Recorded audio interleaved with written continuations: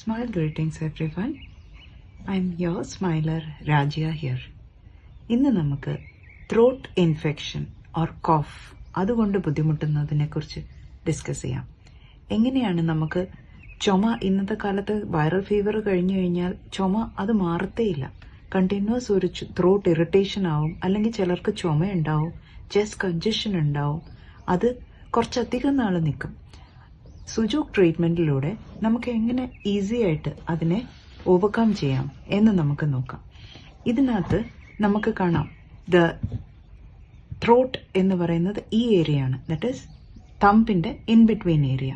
So അത് നമുക്ക് massage ചെയ്ത് കഴിഞ്ഞാൽ, ത്രോട്ട് ഇറിറ്റേഷൻ ആണ് നിങ്ങൾക്ക് മേജർ പ്രോബ്ലം എന്നുണ്ടെങ്കിൽ അതിനെ മസാജ് ചെയ്യുക. ദറ്റ് ഈസ് ദിസ് ഏരിയ, തമ്പിന്റെ ഈ മിഡിൽ ഫാലഞ്ച്. അത് നല്ല രീതിയിൽ മസാജ് ചെയ്താൽ തന്നെ ഇറിറ്റേഷൻ അവിടെ നിൽക്കും. അത് രണ്ട് കൈയിലും നമുക്ക് മസാജ് ചെയ്യാം. അത് ഈ ഒരു ടൂൾ ഇല്ലെങ്കിൽ റിംഗ് മസാജർ വെച്ചിട്ട് വേണമെങ്കിലും നമുക്ക് പ്രസ് ചെയ്തിട്ട് മസാജ് ചെയ്യാം.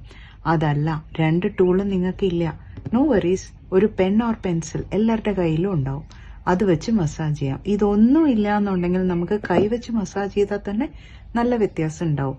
അത് മസാജ് ചെയ്ത് കഴിഞ്ഞിട്ട് നമുക്ക്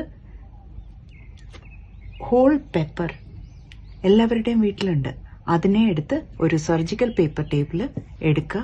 നല്ല പോലെ 1 to 5 minutes മസാജ് ചെയ്ത് കഴിഞ്ഞിട്ട് ഈ ഏരിയയിൽ നമുക്ക് ഒട്ടിക്കാം. ലേഡീസിന് you should stick on the right hand and gents preferably on the left hand. ഇവിടെ മസാജ് ചെയ്യുക.